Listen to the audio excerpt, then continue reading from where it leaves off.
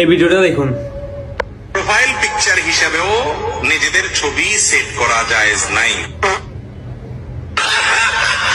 দাঁড়ান, এবার এই ভিডিওটা দেখুন।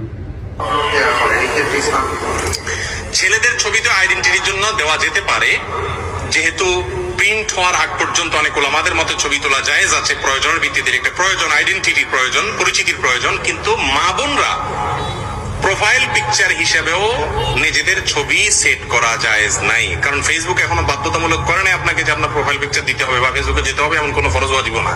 অতএব কি বুঝলেন? সামান্য কিছু ভিউর জন্য ওয়াজ থেকে ভিডিও কাট করে নিয়ে আগের কথা না লাগিয়ে পরের কথা দিয়ে একটা ফানি মিম বানাই ফেললেন কিছু ভিউর জন্য। কিন্তু এটা থেকে মানুষ কি মেসেজ নিবে?